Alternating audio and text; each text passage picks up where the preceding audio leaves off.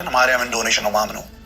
ያ ኪዳነ ምህረት እያልኩኝ ነው ያደግኩት። ስለዚህ ዋና ይነካብኝ ማለት ነው።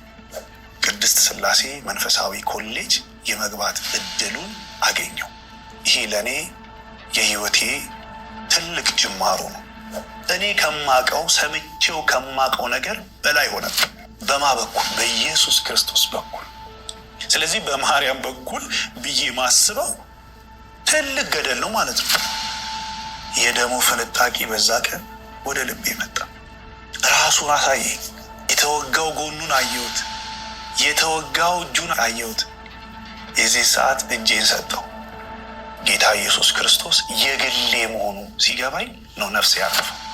አገኘሁት፣ ገባኝ፣ ተረዳሁት። ኢየሱስ ክርስቶስ ጌታ። በምናገለግልበት ቦታ ኢየሱስ ኢየሱስ እያላችሁ ታበዛላችሁ እባል ነበር። እኔ ፐርሰናል ኢየሱስ ትላለህ እደግልኝ ብለው ያሳደጉን የመረቁን ሰዎች ጠላት ሆነው ተነሱ ማለት ነው። በዚያ ቦታ ላይ ጠብቀው እንኳን እንገላለን ብለው ዛቻዎች ነበሩ። ጌታ ታማኝ ነው። እያየው ያበጠው ነገር ቀለጠ።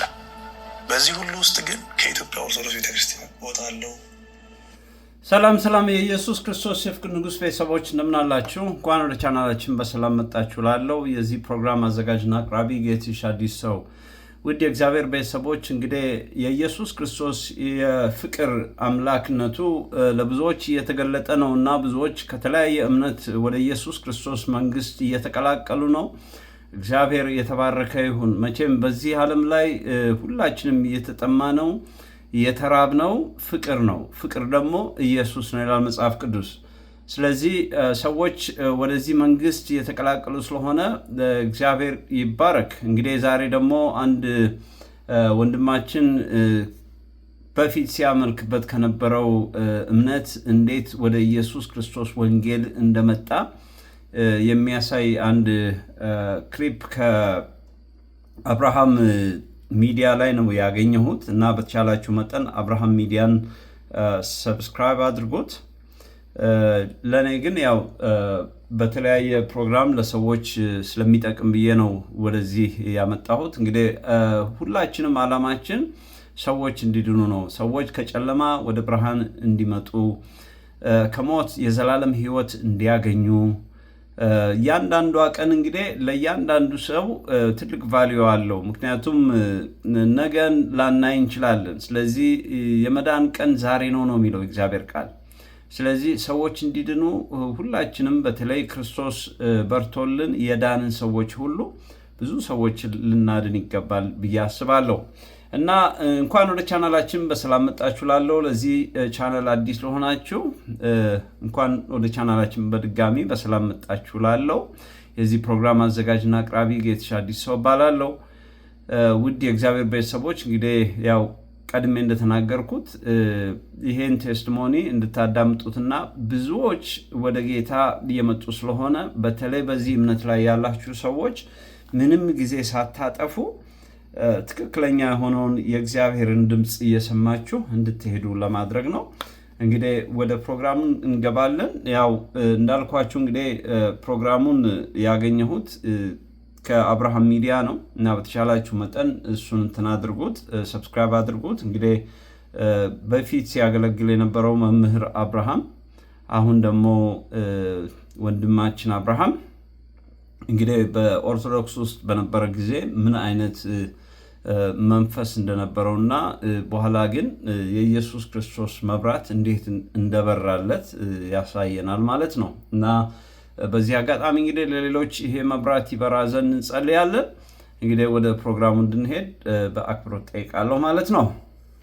ያስበራክ ማረፊያ ለምለም መስኪ ሰላም ነው ለኔ አምላኬ፣ ምርጫዬ ትክክል ነው፣ የዳንኩት በኢየሱስ ነው አልኩ።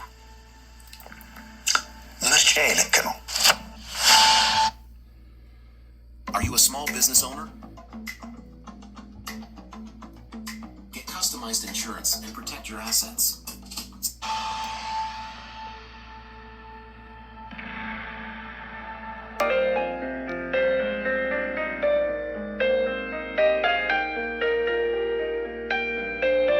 ስሜ መምህር አብርሃም ይገዙ ይባላል። ባለትዳርና የአንድ ወንድ ልጅ አባት ነኝ። የተወለድኩበት ቦታ ደግሞ ያደግኩት በክብረ መንግስት ወይም ደግሞ አዶላ ከተማ ነው። በዚያ ከተማ ውስጥ በኢትዮጵያ ኦርቶዶክስ ቤተክርስቲያን ውስጥ ከህፃንነት ጀምሮ በማገልገል ነው ያደግኩት እና የልጅነት ህይወቴ በክብረ መንግስት ቅድስት ስላሴ ቤተክርስቲያን ከህፃንነት ጀምሮ እናቴ ካስገባችኝ ቀን ጀምሮ በዛ ነው ያደግኩት። ከ5 ዓመት ጀምሮ እዛ ነበረ የቤተክርስቲያኒቱን ትምህርት በመማር የዲቁና ትምህርት። እንደውም ማስታወሰው ገና 1ኛ ክፍል ሳልገባ የዲቁና ትምህርት አንድ በቤተክርስቲያናችን ከነበሩ መርጌታ የዲቁና ትምህርት አትገጽ ብለው እንዳስጀመሩኝ አስታውሳለሁ። እና ያ ለእኔ ትልቅ መሰረት ነው። የዲቁና ትምህርት የተማርኩ ደግሞ በሰንበት ትምህርት ቤት ውስጥ እየተማርኩኝ ከታላላቆቼ ጋር በመሆን እነርሱ የሚያደርጉትን ነገር በማድረግ የቤተ ክርስቲያንን የሰንበት ትምህርት ቤትን ትምህርቶች የመማር እድሉ በዚያም የማደግ እድሉ ነበረኝ እና ያንን ጊዜ እወደዋለሁ። እግዚአብሔርን በዚያ ስላሳለፈኝም አመሰግነዋለሁኝ። ብዙ ነገሮችን ለህይወቴ ቀርቶልኛል እና የልጅነት ጊዜ ከቤተ ክርስቲያን ባሻገር ደግሞ በቃ ወላጆቼ በጥንቃቄ ነው ያሳደጉኝ። በሚያስፈልገኝ መልኩ በትክክል ለእግዚአብሔርም ደግሞ በትምህርቴም ጥሩ እንደሆን በጥንቃቄ በክትትል ነው ያሳደጉኝ። ከቤት ከወጣው ትምህርት ቤት ነው አሊያም ደግሞ ቤተ ክርስቲያን ነው እድገቴም ውሎዬም አዳሬም እና በልጅነቴ እንደውም ማስታውሰው እኛ ሐምሌ 7 ቀን ስላሴ ክብረ በዓል አለና ዋዜማውን እዛ ውዬ የሚያስተምሩኝ መምህር ወይም ቄስ ጋራ ማደር ነበረብኝ እና እናቴ የጠፋ ብላ ስትፈልገኝ ብዙ ቦታ ደርሳ ነበር እና ካገኙኝ በኋላ እዛ መቃብር ቤት ተኝቼ ወደ ቤት ወሰዱኝ። ነገር ግን አባቴ አልፈቀደም።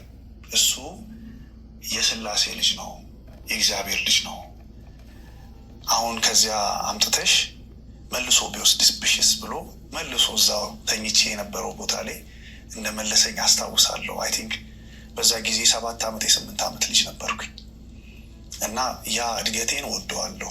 በፈሪያ እግዚአብሔር እንዳደግኩ አስባለሁ። እግዚአብሔርን በመውደድ አጥቢያችንም ስላሴ ስለነበረ የስላሴን ትምህርት እግዚአብሔርን እንዳስብ ተደርጌን ያደግኩት ማለት ነው።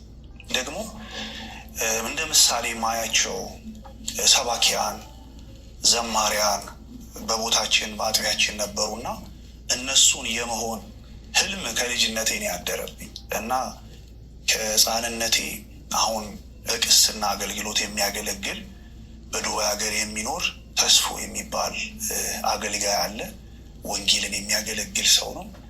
እሱን ለመሆን እሱን ለመምሰል በአጥቢያችን በጣም ተወዳጅ ሰባኪ ስለነበረ ቴዎሎጂ ገብቶ ያንን ነገር የእግዚአብሔርን ቃል ሲያስተምር ስላየው በደንብ ነው እሱን ለመምሰልና ለመሆን ፍላጎትና ምኞት የነበረኝ። ስለዚህ የምኖረው ሰባኪ ለመሆን ነው፣ የእግዚአብሔርን ቃል ለማገልገል ነው።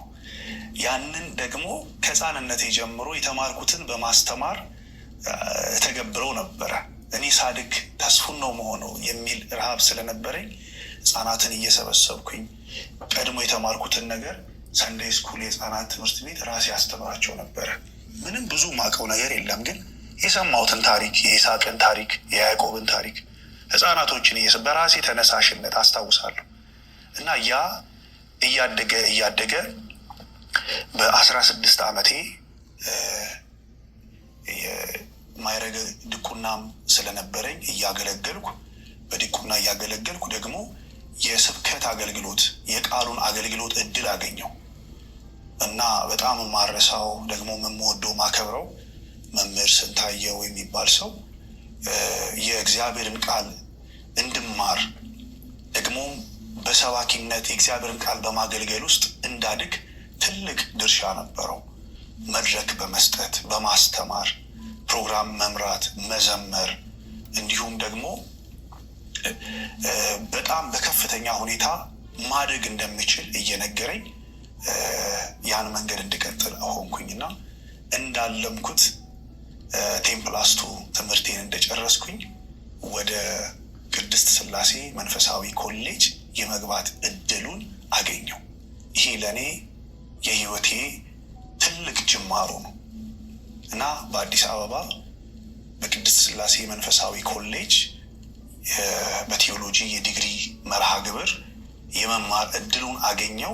ስለዚህ በልጅነት የመኘው የነበረው በጣም ታላቅ ወንድሜ የተስፉን መንገድ እንዲያስኩኝ ተረዳው። እሱ በዚህ ትምህርት ቤት አልፏል፣ ተምሯል። ሰዎች ያን አገልግሎቱን ይወዳሉ፣ ይባረኩበታል። ስለዚህ እኔም ያን መንገድ እንዲያስኩ ሲገባኝ በቅድስት ሥላሴ ትምህርቴን አጥብቄ እንዲይዝ ሆኛለሁ ማለት ነው እና በዚህ የቴዎሎጂ ቆይታዬ ደግሞ ይህ አሁን እምነት ምንድን ነው? ከዚህ ቀደም አምን የነበረው በአንዲት በዛ በተቋም ውስጥ መኖር ነው። በቃ ለእኔ መዳን ወይም አንድ ቀን ድናለሁ ወይም አልድንም መዳኔንም ሳላረጋግጥ ነበረ መኖረው። ግን እምነት የሚያድን እንደሆነ ይህም እምነት ደግሞ የዘላለም አዳኝ ኢየሱስ ክርስቶስ እንደሆነ መጽሐፍ ቅዱስ እንደሚናገር አነበብኩ። ባይዘዌ በጣም ደስ የሚለኝ ጌታ ኢየሱስ ክርስቶስ የግሌ መሆኑ ሲገባኝ ነው ነፍስ ያረፈው። ቀድሞ እማምነው አዳኝነቱ የሁሉም ነው፣ የዓለም ነው፣ ከኔ ጋር የተገናኘ ግን አይደለም። መዳኔንም አላቅም። ድንገት በቅዱሳን መልሻ በእነሱ እርዳታ በእነሱ ጸሎት የመትረፍ እድሉ ይኖረኛል እንጂ ህይወቴ በእግዚአብሔር ልጅ በኢየሱስ ክርስቶስ ሞትና ትንሣኤ እንደተደመደመ እንዳለቀ መዳን እንደተፈጸመ ያንም በማመን ደግሞ የሚሆን ጽድቅ ወደ እኔ እንደሚመጣ አላውቅም ነበር። ስለዚህ ያንን ነገር በዚህ በቅድስት ሥላሴ መንፈሳዊ ኮሌጅ ውስጥ ተረዳው። አሰላሙ አለይኩም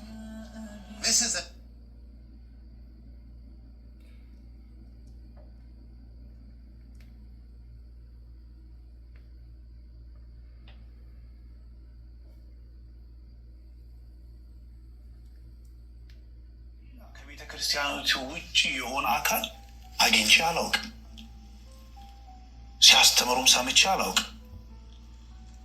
በሌሎችም ከቤተ ክርስቲያኒቱ ውጭ በሆኑ ሰዎች የተጻፉ መጽሐፍቶችንም የማንበብ እድሉም አልነበረኝም። ግን በዚያ በትምህርት ቤት ውስጥ ባሉ መጽሐፍቶች መምህራን፣ ደግሞም በዚያ ባሉ ደቀ መዛሙርት፣ እዛው ግቢ ውስጥ ባሉ መጽሐፍት ህይወቴን እንድቀይር፣ አስተሳሰቤን እንድቀይር፣ አመለካከቴን እንድቀይር ተደረግኩ ማለት ነው እና የእግዚአብሔር ጸጋ መጽሐፍ እንደሚናገረው ጸጋው በእምነት አድኗችኋልና ይህም ደግሞ ከእናንተ አይደለም፣ ማንም እንዳይመካ ከስራ አይደለም ይላል ጳውሎስ።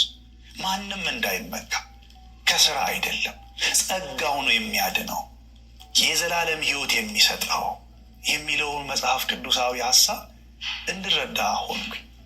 በዮሐንስ ወንጌል ምዕራፍ 3 ላይ እንደሚናገረው በእርሱ የሚያምን ሁሉ የዘላለም ህይወት እንዲኖረው እንጂ እንዳይጠፋ እግዚአብሔር አንድያ ልጁን እስኪሰጥ ድረስ ዓለሙን እንዲሁ ወዷል ይላል።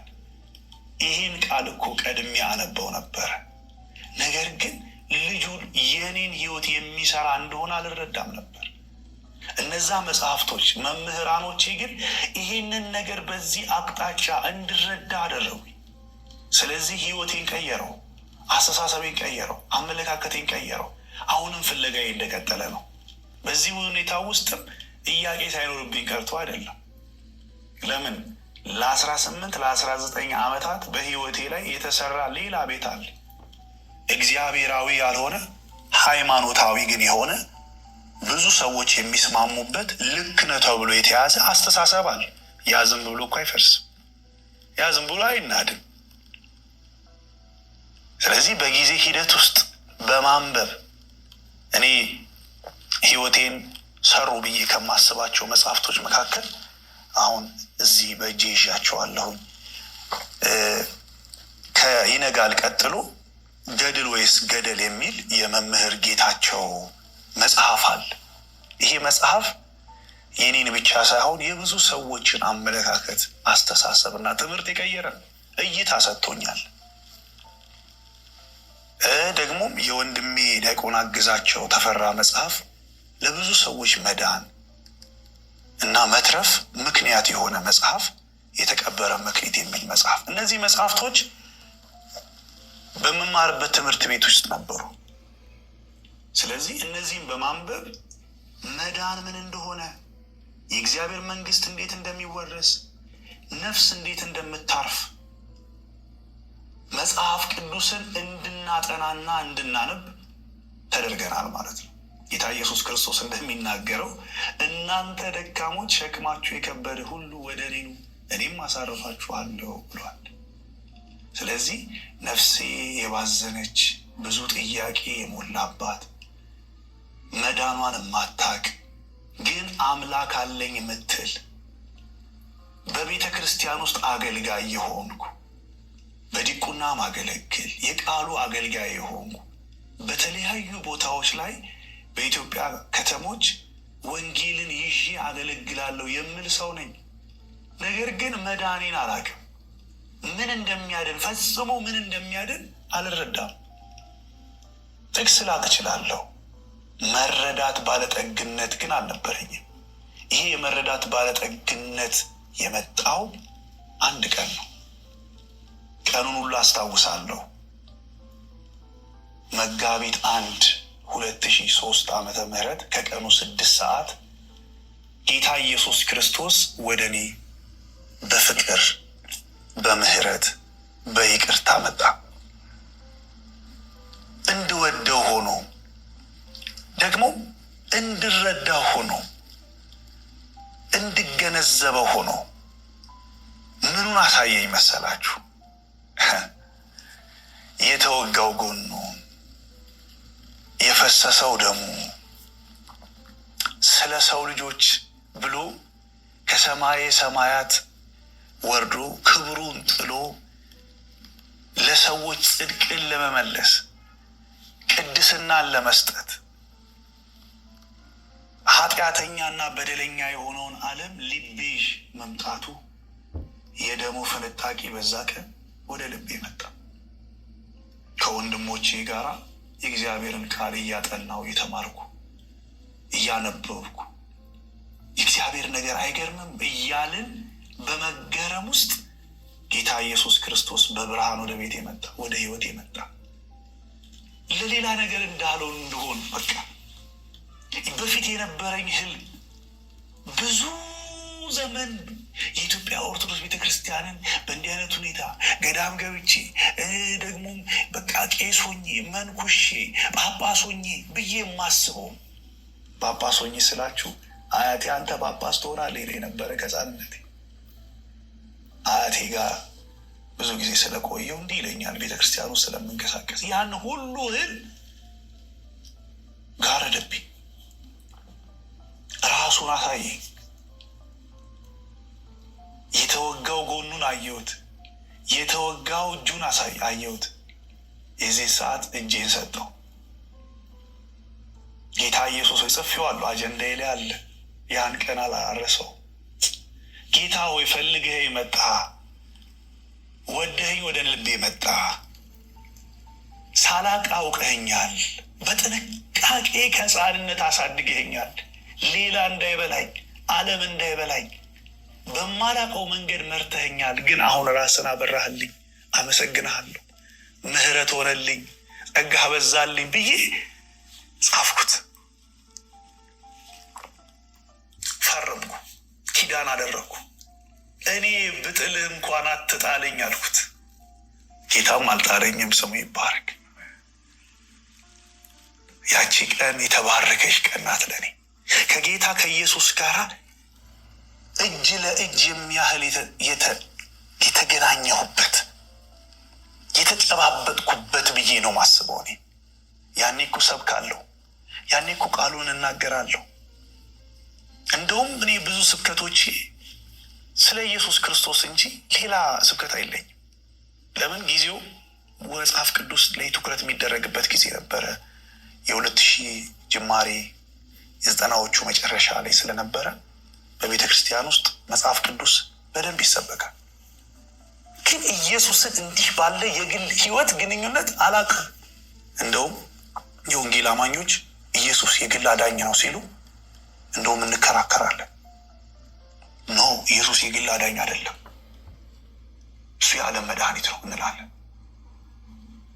በነበርኩበት በዛ አገልግሎት ውስጥ ኢየሱስ የልብ ጌታ፣ የራስ የአንድ ሰው ጌታ፣ የኔ ጌታ፣ የልቤ ጌታ እንደሆነ አልረዳም። ወደ ህይወቴ አልገባም። እሱ ለእኔ ሩቅ ነው፣ እሱ ለእኔ ሩቅ ነው፣ እኔም ለእሱ ሩቅ ነኝ። ተራርቀን ነው የቆምነው። ያቺ መጋቢት 1 2003 ከቀኑ 6 ሰዓት ግን የህይወቴን አቅጣጫ ሙሉ በሙሉ ቀየረው። አስተሳሰቤን ቀየረው፣ ትምህርቴን ቀየረው እና የዛን ሰዓት ራእይ አደረብኝ ማለት ነው። ይህን ህይወት ብዙ ሰው መካፈል አለበት ብዬ አመንኩ። በዚህ ሁሉ ውስጥ ግን ከኢትዮጵያ ኦርቶዶክስ ቤተክርስቲያን እወጣለሁ ብዬ አስቤ አላውቅም። አሁንም እዛው የጠጣሁት ትምህርት እዛው ቤት ያለ ስለሆነ ሰዎች ይህን እንዲያውቁ ነው ረሃብ ያደረብኝ፣ ፍላጎት ያደረብኝ። ለምን? የሚያድነው እሱ ስለሆነ። መዳን በሌላ በማንም የለም ይላል ሐዋርያው ጴጥሮስ። መዳንም በሌላ በማንም የለም እንድንበት ዘንድ ከሰማይ በታች የተሰጠ ሌላ ስም የለምና። ስለዚህ ሰው ሁሉ ጥያቄው መዳን አይደል? የሰው ሁሉ ሩጫ መዳን አይደል? እናቶቻችን አባቶቻችን ተራራ ቢወጡ ቁልቁል ቢወርዱ ገዳም ለገዳም ቢንከራተቱ ቢጾሙ ቢጸልዩ ቢያስቀድሱ ይህን ሁሉ ለመዳን አይደል? ግን ኢየሱስ ክርስቶስን የግል አዳኝ አድርጎ መቀበል አልተቻለም። ያ እስካልሆነ ጊዜ ድረስ መዳን በሰው ሕይወት ዘንድ አይመጣም። ለምን? ኢየሱስ ክርስቶስ በመጽሐፍም የተናገረው ይሄን ስለሆነ በዮሐንስ ወንጌል ምዕራፍ 1 ቁጥር 12 ላይ ለተቀበሉት በስሙ ለሚያምኑት የእግዚአብሔር ልጆች የሆኑ ዘንድ ስልጣን ሰጣቸው ይላል። ይሄን የገባኝ ወገኖቼ፣ በቃ ተቀበልኩት። ና ወደ ልቤ፣ ና ወደ ቤቴ ግባ፣ ዘላለሜን ውረሰው። በቃ ለምን? ልጅ ሆኜም የምፈልገው ጌታ ነው፣ እግዚአብሔርን ነው። እኔ አሁን እንኳን የልጅነቴ አምላክ ስለው አቅማጣለሁ፣ እውነት አቅማጣለሁ። የልጅነቴን አምላክ እወደዋለሁ። የተጠነቀቀልኝን፣ ሌላ ነገር እንዳይበላኝ አድርጎ የራራልኝን፣ መንገዴን ያሳመረውን፣ ረሃብ በውስጤ የጨመረውን እግዚአብሔር ስል የሚቀርበኝን አላቀውም እኮ ግን በግሌ እኮ ህይወት ላይ አላቀውም፣ ግን ቅርብ ነው። ያንን ጌታ ነው እኔ አሁን በዚያሽ ቀን 2003 ላይ ያገኘሁት። አገኘሁት፣ ገባኝ፣ ተረዳሁት። ኢየሱስ ክርስቶስ ጌታ። ያ ሰዎች የሚጋጩበት ጉዳይ ለካ ሁለቱ ፓርቲዎች የሚላተሙት ይህን እውነት ባለመረዳታቸው ነው ብዬ አስብኩ። ስመጣ ወደዚህ እነሱን ለማስታረቅ ነበር የመጣሁት። እኔ ራሴ ከዛ ማህበረሰብ አስተሳሰብ የሚያወጣ የምስራች ሰማሁ። ያን ዓላማዬን ተውኩ። አሁን ትውልድ ሁሉ ሊድንበት ይችላል ብዬ የማስበውን መጽሐፍ ቅዱሳዊ እውነት፣ ይህን እውነት መመገብ እንዳለብኝ አሰብኩ። ከዚያን ጊዜ በኋላ ለረጅም ጊዜ ስብከት እንኳን ወጥቼ አላውቅም፣ አቆምኩኝ። አሁን እንደገና መሞላት አለብኝ ብዬ አሰብኩ። በዚያ በኮሌጅ ውስጥ ማለት ነው መማር አለብኝ ብዬ አሰብኩ። ማወቅ አለብኝ፣ መገንዘብ አለብኝ ብዬ እንደገና ራሴን በሚማር ልብ አዘጋጀሁ ማለት ነው። በሚገርም ሁኔታ ይሄ ወንጌል ወደ ልቤ ከመምጣቱ አስቀድሞ ከልጅነቴም ወንጌል አማኞች ወይ በተለምዶ ጴንጤ የሚባለውን ማህበረሰብ እንድንጠላ አርግ ተደርጎ ነው ያደግነው። እኔ ሰፈር ውስጥ ቻፕል ነበረና ያ ቻፕል ላይ ባለፍን ባገደምን ቁጥር ማታ ፕሮግራም ሲኖር በድንጋይ በቃ ኦሩምታ ነው የምናወርድባቸው። በልብሳችን ተሸክመን ከሌላ ቦታ ድንጋይ ይዘን ወንጌል ኢየሱስ የሚሉ። ያ ብቻ አይደለም። እኔ ከልጅነቴ ያው ሰባኪ ነኝ ብዬ ስላደግኩ ስላመንኩ ጴንጤዎች ወደ እኔ ሲመጡ ወይ በዱላ ወይ በኃይል ወይም ደግሞ በቃሉ እፋለማቸው ነበር። ኢየሱስ ያድናል ስላሉ ማለት ነው። መዳን በሌላ በማንም የለም ስላሉ ማለት ነው። ቴዎሎጂም የገባሁት አንደኛው ሀሳቤ ለመናፍቃን ምላሽ ለመስጠት ነው። ግን ጌታ አካሄዴን የቀየረው፣ በቃ አካሄዴን አመለካከቴን ቀየረው። በመሀል ጣልቃ ገባ ፈልጎኝ። እኔ ኢየሱስ ባይገባኝ ምን አይነት ሰው እንደሆነ መሆን ሳስብ እውነት ለማንም የማልጠቅም እንደመሆን አስባለሁ። ኢየሱስን ባልረዳ፣ ኢየሱስ ወደ ህይወቴ ባይመጣ፣ ወንጌል እውነቱ የእግዚአብሔር የዘላለም አጀንዳና ፕሮግራም በሰው ዘንድ ያለው የምስራች እንዲሰሙለት የሚፈልገው የምስራች ወደ ልቤ ባይመጣ ለማንም የምሆን ሰው አልነበርኩ። ዓለም የምትበላኝ፣ ሲስተም የሚበላኝ፣ ሃይማኖት የሚጫወትብኝ ሰው ሆን ነበር። ሃይማኖት ስላችሁ ሪሊጅኖች ወይም የሃይማኖት ተቋማት፣ የሰዎች አስተሳሰብ፣ የሰው ፍልስፍና ሊበላኝ ይችላል። ግን ጌታ ህይወቴን ሲያተርፍ በተለያዩ ወንድሞች በመጻሕፍት እየቃኘ ወደ ትክክለኛው ትራክ አስገባኝ። ይሄ ከልጅነት ጀምሮ ሲጠብቀኝ የነበረው ጌታ ራሱን ሲገልጥልኝ ቆረጥኩ። በቃ ለምንም ነገር ተቃውሞ ቢመጣብኝ፣ የተለያየ አይነት ተግዳሮት ቢመጣብኝ፣ ከኮሌጅ ልባረር ብችል እንዳልፈራ አድርጎ ነው ፍቅሩ በልቤ ላይ የገባው። እና በዚህ መረዳት ውስጥ ሲሆን እኛ በትምህርት ቤት ውስጥ ዶርማችን ተለየ፣ ታወቀ። መጽሐፍ ቅዱስ የሚጠናበት፣ የእግዚአብሔር ቃል የሚነገርበት። አንዳንድ ጊዜ ግቢ ውስጥ የሆነ ብጥብጥ፣ የሆነ ነገር ችግር ሲመጣ ወንድሞች ይሄ ወንጌል ብርሃን የበራላቸው ወንድሞች ወደ እኛ ዶርም መጥተው ይጸልዩ ነበር፣ እንጸልይ ነበረ። እግዚአብሔር ያንን ብጥብጥ ለወንጌል እንዲጠቀምበት። መምህራኖቻችንም አሉ ሰፖርት የሚያደርጉ በርቱ የሚሉን ጳጳሳትም ነበሩ። ያንን እውቀት ለሰዎች በጥበብ እንድንናገር እንደው በመላተም በፍጥነት ሳይሆን በጥበብ እንድናወራ ጋይድ ያደርጉን ነበረ። ነገር ግን ያው ወንጌል ባህሪው አንዱ ቻሌንጅ አይደለም። ኢየሱስ ክርስቶስ ራሱ አላታለለንም። ወደ እኔ ትመጣላችሁ ሕይወት ይሆንላችኋል ብሎ በቃ በዛ ይበቃል አላለም። ስለ ስሜ የተጠላችሁ ትሆናላችሁ፣ መከራን ትቀበላላችሁ፣ በመኳንንት በነገስታት ፊት ትቆማላችሁ ነው ያለው። እንደ ምድራችን ፖለቲከኞች እኔን ብትመርጡኝ ድልድይ ይሰራላችኋለሁ፣ እንዲህ አደርግላችኋለሁ፣ ውሃ በየቀኑ በእናንተ ቤት ይመጣል እያለ አላታለለም።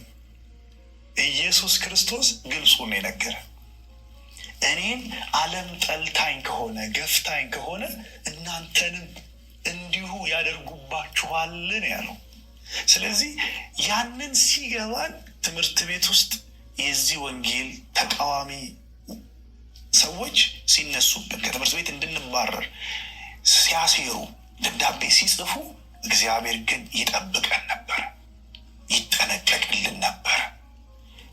በዚህ ስናልፍ ብዙ የሚድኑ እንዳለ ያውቃልና በዚህ ትምህርት ቤት ስናልፍ አዳዲስ ተማሪዎች እንዲሁም ደግሞ የተለያዩ ይሄ ብርሃን የሚያስፈልጋቸው ወንድሞችን ብርሃን እንድንገልጥላቸው የበራልንን እንድንነግራቸው ስለሚፈልግ እግዚአብሔር ይጠብቀን ነበር። ያ ብቻ አይደለም። በምናገለግልበት ቦታ ኢየሱስ ኢየሱስ እያላችሁ ታበዛላችሁ እባል ነበር። እኔ ፐርሰናል ኢየሱስ ትላለ እንደውም በአንድ ቦታ ወደ አርሲ አካባቢ ለአገልግሎት ሄጄ ኢየሱስ ክርስቶስ ለዛ ሽባ በስሙ ኃይል ያደረገውን ታሪክ በምናገር ጊዜ ያለኝን ሰጥሃለሁ እንሰጥሃለን ብለው ሐዋርያቱ በሐዋርያት ሥራ ምዕራፍ 3 ላይ የተናገሩትን ቃል አንስቼ በምናገር ጊዜ ትልቅ ተቃውሞ ገጥሞኝ ያውቃል። እና ኢየሱስ ለምን ታበዛለህ ብሎ ፕሮግራሙን ሳንጨርስ ከሌሎች ወንድሞች ጋር በሁለተኛው ቀን አባረውናል። ግን በዚያ በቃም ስለ ወንጌል ያለው መገፋት ስፔሻሊ በተወለድኩበት ቦታ ያው ብዙ ሰዎች ይህን ነገር ከእኔ ብዙ ነገር ይጠብቃሉ፣ ተምሬ እንደማገለግላቸው በዚያ መንገድ መቀጥል ይመስላቸው ነበረ። ግን ወንጌልን የምስራቹን በግልጽ መናገር ስጀምር በጎን ያሉ ሐሰተኛ ወንድሞች መናፍቅ ነው፣ አድሶ ነው፣ እንዲህ ነው እያሉ የስህተትን ሐሳብ እያተናገሩ ተቃውሞዎች እንዲበረቱብን ሆኗል። ግን በዚህ ሁሉ ውስጥ እግዚአብሔር ግን ሞገስና ጸጋን እያበዛልን አስቀጥሎኛል። እኔ ፐርሰናሊ እግዚአብሔር የተባረከ ይሁን። ተቃውሞ በከፍተኛ ሁኔታ ስለ ወንጌል አለ። ያ ደግሞ ደስ የሚል ነው። እምነታችን እንዲያድግ ነው። እኔ አንድ እግዚአብሔር ቃል ይገርመኛል። ያዕቆብ ላይ ታስታውሳላችሁ? በያዕቆብ መልእክት ምዕራፍ 1 ላይ እንዲህ ይላል። ያዕቆብ መልእክት ምዕራፍ 1 ቁጥር 2 ላይ ወንድሞቹ ሆይ የእምነታችሁ መፈተን ትዕግስትን እንዲያደርግላችሁ አውቃችሁ ልዩ ልዩ ፈተና ሲደርስባችሁ እንደ ሙሉ ደስታ ቆጠሩት ይልና ትዕግስትም ምንም የሚጎድላችሁ ሳይኖር ፍጹማንና ምሉዓን ትሆኑ ዘንድ ስራውን ይፈጽም ይላል። በጣም ብዙዎቻችን ልዩ ልዩ ፈተና ሲደርስብን እንደ ሙሉ ደስታ እንቁጠረው የሚለው በጣም ይገባናል። ግን ለትዕግስት ዘጉት። እኔም እሺ ያልኳቸው ከኢየሱስ አይበልጡም። ማንም ከኢየሱስ አይበልጥም። አይገርምም? ኢየሱስ አባትም ይሆናል፣ እናትም ይሆናል፣ ወንድም ይሆናል፣ ጓደኛ ይሆናል፣ ዘመድ አዝማድ ይሆናል፣ አብሮ አደግ ይሆናል። ሁሉን የሚሸፍን ነው ኢየሱስ እና ምንም አልመሰለኝም። የሚገርመው እዚህ ጋር እናትና አባት የሚያውቃሉ። ይህንን ስናገር ያው ቅር እንደማይላቸው አስባለሁ። እኔን ካናገሩ በማግስቱ በእነሱ ህይወት ላይ አዲስ ነገር ተፈጠረ። በፊታቸው፣ በእጃቸው፣ በሰውነታቸው ሁሉ ላይ ቁስል እንደ የሆነ ቆዳን የሚወር ነገር ወረራቸው። ከዛ በኋላ ምንድን ነው አሉ። ሐኪም ቤት ሄዱ። ፈውስ የለውም፣ መድኃኒት የለውም። ያው እየሰፋ መጣ። በፊታቸው፣ በእጃቸው ሁለቱም ላይ በተመሳሳይ። እኔ አልሰማሁኝም እና ታላቅ እህቴ አይተው ከእሱ ጋር ባትጋጩ ይሻላል፣ ጥሩ አይደለም። እሱ ጌታ ኢየሱስ ክርስቶስን የተከተለው መዳን በኢየሱስ ነው ያለው። ሰዎች ስለተቃወሙት እናንተ አትቃወሙት ብላ አረጋጋቻቸውና ደወሉ። እናቴ ደወለችና በቃ የሰባኪ ነገር ከቆረጠ ነው ማለት ነው ብላ አሳስቃኝ። ለምንድን ነው የጠፋኸው አለች።